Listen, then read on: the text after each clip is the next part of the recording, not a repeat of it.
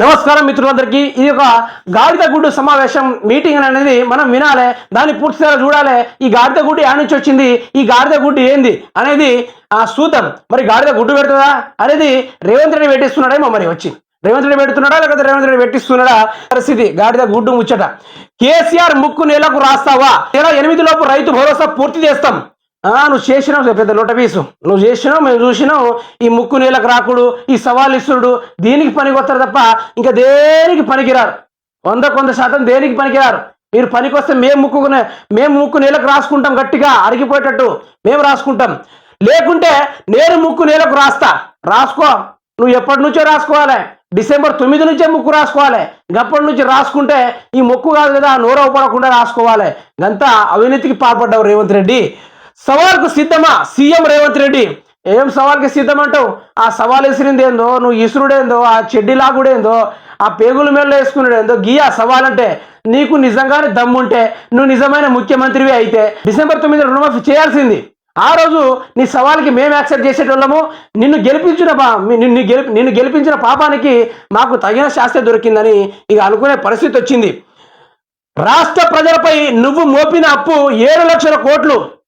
ఆ 7 లక్షల కోట్ల అప్పు ఏడ మోపినో, ఎట్లా మోపినో, ఏం చేయాలో, శ్వేతపత్రాలు ఏందో, దానిపైన ఎక్స్ప్లెనేషన్ ఏందో నేను ఇస్తా. రేవంత్ రెడ్డి దమ్ముంటే సమావేశాలు అరేంజ్ చేయి, లేకుంటే నా మీద ప్రెస్ మీట్లు పెట్టు, లేకుంటే మా పైన విచారణ జరుపు. మేము వాటిపైన సమాధానం ఇచ్చడానికి సిద్ధమని ప్రతిపక్షం వాళ్ళు సవాల్ ఇస్తూ ఉంటే, కేసీఆర్ ని చెడ్డు లాగుతా, కేసీఆర్ ని అది నాకుతా, గోచి పట్టుకొని తిరుగుతా, నువ్వు లేనిదే నేను లేనట్టుగా బందులో బురద పోరినట్టు బోరుతా ఉన్నావు రేవంత్ రెడ్డి. 7 లక్షల కోట్ల రూపాయలు ప్రజల అభివృద్ధి కోసం, రాష్ట్రం అభివృద్ధి కోసం, ప్రజల సంక్షేమ పథకాలు అమలు చేయడం కోసం ఖర్చు పెట్టాడే కానీ ఏ లంగాలెత్తుకొని పనిచేయడానికి అయితే ఖర్చు చేయలేదు రేవంత్ రెడ్డి.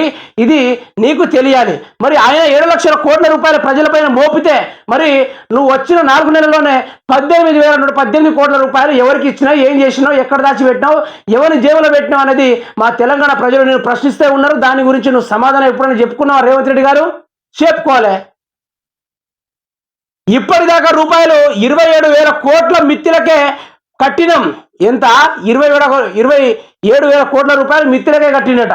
బాబా మాట చెప్పాలి రేవంత్ రెడ్డి గారు. మరీ ఇంత జూటా మాటలు చెప్తే మా తెలంగాణ రాష్ట్ర ప్రజలు వినడానికి ఏమైనా చెవులో పువ్వులు పెట్టుకున్నారా, లేకుంటే ఇంకేమైనా పెట్టుకున్నారా? ఏం పెట్టుకున్నారు చెప్పండి రేవంత్ రెడ్డి గారు, ఏం పెట్టుకున్నారు?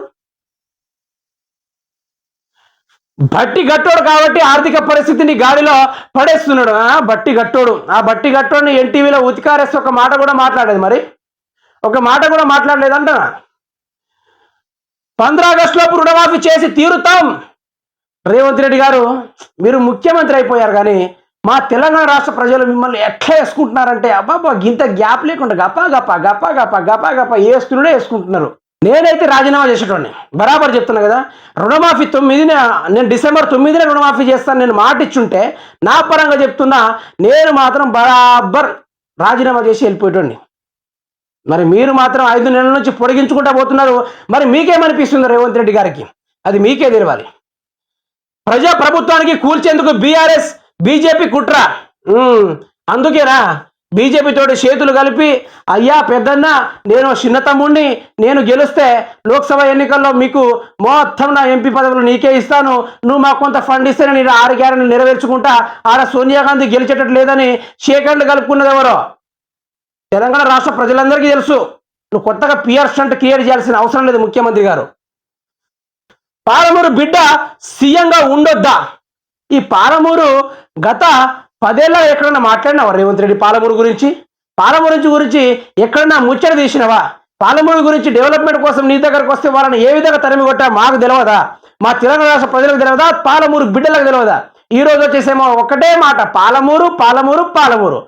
అటు కాకుండా ఇటు, ఇటు కాకుండా అటు, అంతే జుట్టు లేకుంటే కాళ్ళు. ఈసారి మధ్యలో కూడా పట్టుకుంటాను అనుకోండి.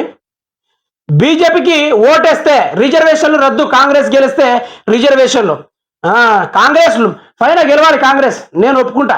సెంట్రల్లో కాంగ్రెస్ పార్టీ అధికారంలోకి రావాలి, బరాబర్ రావాలి. నేను దానికి బరాబర్ సపోర్ట్ చేస్తా. సోనియా గాంధీకి చేస్తా, రాహుల్ గాంధీకి చేస్తా, అందరికీ చేస్తా.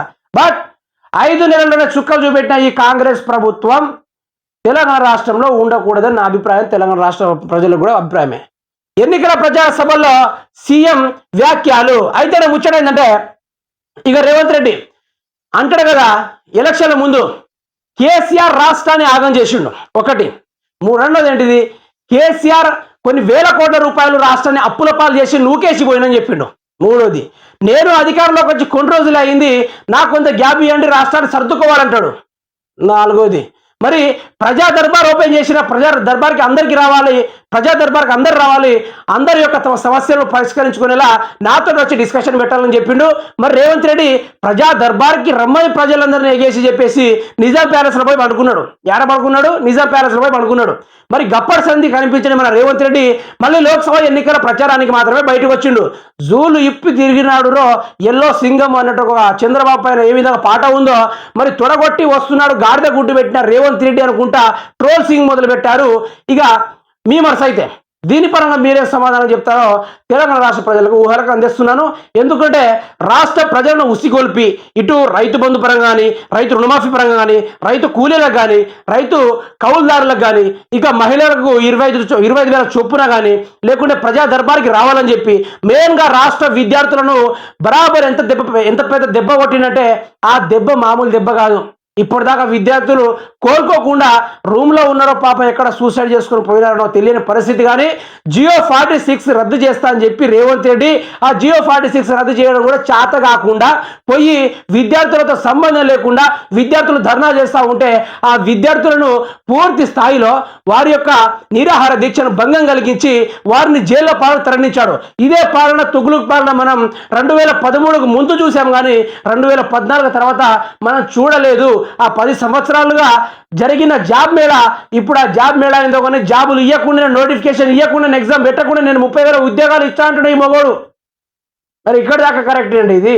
దయచేసి కాంగ్రెస్ పార్టీ మీకు నచ్చినట్టయితే, కాంగ్రెస్ పార్టీ మీకు పర్లేదు అనుకుంటే దయచేసి కింద ఓటింగ్ తెలపాల్సిందిగా కోరుతున్నాను.